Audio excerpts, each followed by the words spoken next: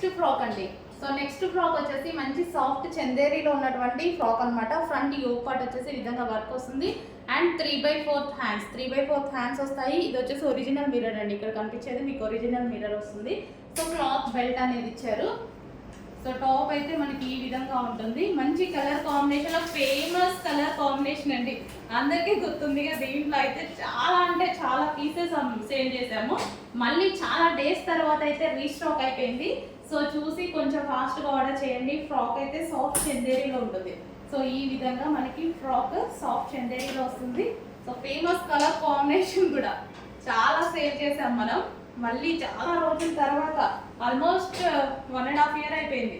So దాని తర్వాత మళ్ళీ స్టిచ్ చేయడానికి ఇంత టైం పట్టిందేమో.